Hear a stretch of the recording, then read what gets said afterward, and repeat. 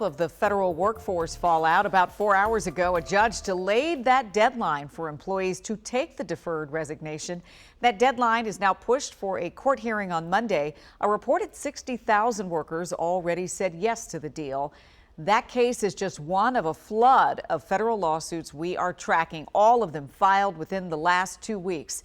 Digital investigative journalist Jordan Fischer has not slept very much. He's been in court covering all of these, the late night filings, the decisions in all these cases you see here, all surrounding a flurry of issues impacting the federal government, what the workforce looks like, public services, and of course your rights. So Jordan joins us now.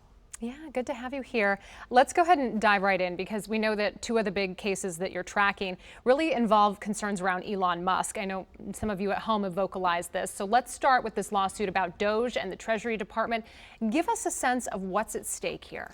All right, so a coalition of retirees and government workers had sued to bar Elon Musk and DOGE from accessing sensitive information contained in Treasury's payment systems. And of course, Treasury does more than just, set rates. They control Medicare, Social Security, pensions, the sort of benefits that you get if you qualify for any number of federal programs like the one for coal miners who develop black lung disease. And so all these people were saying that just because they have to give information to the government to get these payments that they're entitled to, they shouldn't have to give that information over to Elon Musk.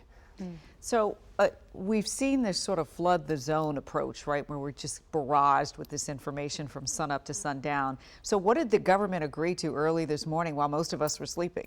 Right, I was in court until after 7 actually last night, as this was arguing. Around, sometime after midnight, they finally agreed between the government and the plaintiffs that they would maintain the status quo, essentially, which is there are two DOGE employees working fundamentally under Elon Musk out of the White House, who have been detailed to the Treasury Department. They will maintain their access, which is, as the government has said, read-only, so they are not supposed to be able to change the underlying system. And information would not be reported out of Treasury to anyone else outside of the department, meaning Musk's office at the White House. Okay, interesting. Now, the other case you were tracking today, up until about an hour ago, I understand, it's a case that could really impact thousands of FBI agents. A lot of eyes watching this one. That's right, Simone. Also this week, both a labor group that represents FBI agents and some individual agents who worked on the January 6th cases and the investigation into President Trump and the national security documents at Mar-a-Lago have sued to block the Department of Justice from releasing their names. That's after this weekend they were required to fill out a survey about the work they did, the role they had in those investigations. Now, obviously, the president and his allies have taken a very harsh tone in his decision to pardon January 6 defendants. He called it a national disgrace and crime against the country, essentially.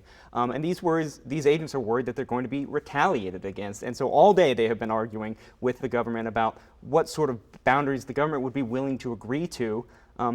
Fundamentally, they have been arguing over this one single word, which is whether the Department of Justice will agree not to release their names, or the government as a whole will agree not to release their names, and they just couldn't come to a consensus today. So that's the hang-up there, right? Right. It's one word. That's right. The hang-up on all of this. One single word, Leslie, is the hang-up on this, and the judge presiding over the case repeatedly pressed them over and over again. Can you commit that the Department of Justice will not release these names? And the government lawyer said yes, and then she said, can you commit that the government will not release these names? And they said over and over again, I cannot make that representation. So these FBI agents have real concerns about their safety, given the fact that they don't have any insulation or protection from either of those things happening. Right, and what they're worried about is that pardoned January 6 defendants will come after them and seek to retaliate against them if they find out who they are and are able to determine where they live. And that's the concern that their attorneys expressed over and over in court today. All right. Digital investigative journalist Jordan Fischer, thank you so much for tracking all these cases for us, helping us stay on top of them.